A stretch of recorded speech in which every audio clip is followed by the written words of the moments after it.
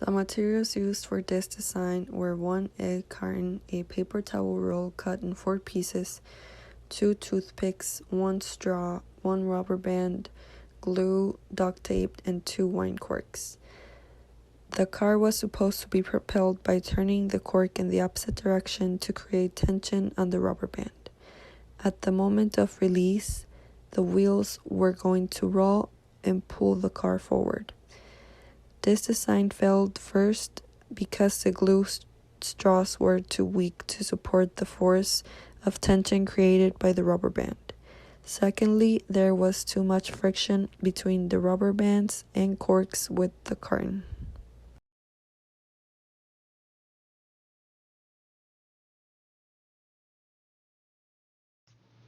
So this is design 2.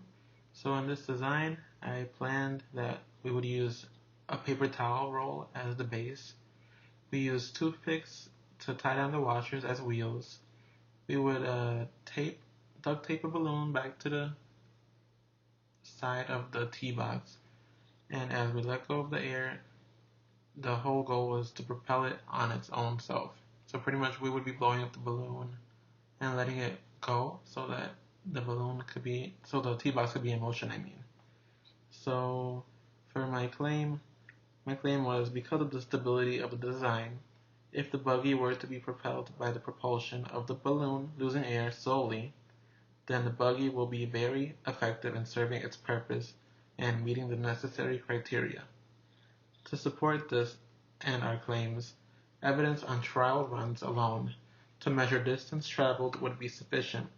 We must also see if the design does not spin out and stays on track. So the reasoning behind why this design could be refuted was that while the design provided hope, it failed as it did provide self-propulsion, but only temporarily. The motion was limited as it did not travel far as I had thought it would have, and this could be seen in the next slide with the next video.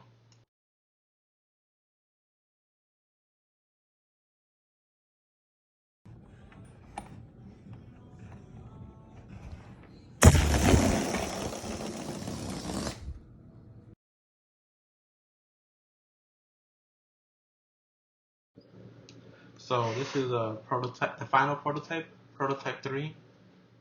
So this one pretty much involves a tape measure that's going to pull the buggy on its own. So we would use, in this case I use a small tee box. I use toothpicks, flattened out toothpicks as the axle for the wheel, which is the washer. And I use duct tape at the end of the tape measure, closest to when you close the tape measure. So pretty much that was to slow down the velocity of the small tee box. So it wouldn't crash at the end pretty much. So my claim was because of the stability of the design from the wheels to the tee box, if a tape measure is used to propel the buggy into motion, then our buggy will be able to meet its performance demands. Evidence would be to support our claim. The same evidence applies where we have test trials based off distance and to test different surfaces and seeing how effective the buggy is on traversing on its own.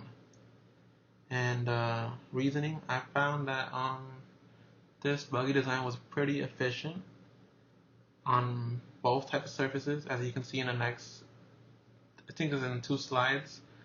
I tested the buggy on carpet and I tested it on the regular wooden table, and I found it to be both efficient on both types of surfaces. And yeah, you can see it in the tracker video soon.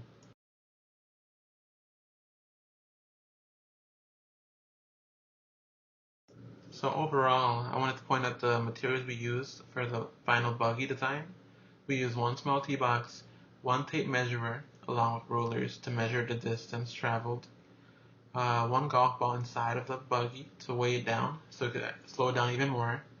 I used 2 flat-ended toothpicks, and I pretty much dug them into the bottom of the tee box so that we could take the washers, a total of 8 washers, 2 on each end of the toothpicks, which would be tied down with 4 paper clips that I coiled around the toothpicks so that the wheels slash washers could be stuck in place. And then we have duct tape, which would be placed on the tape measure to slow it down overall. So yeah.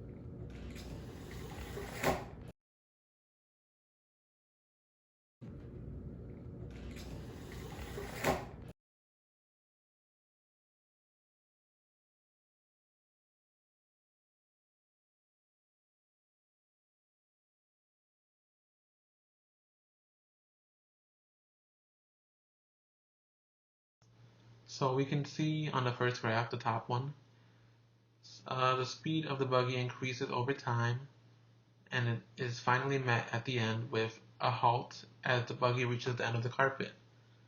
On the second graph on the bottom, we see the same thing, where the buggy is halted at the 3-second mark, but it's still met with a gradual increase in speed over time, and yeah.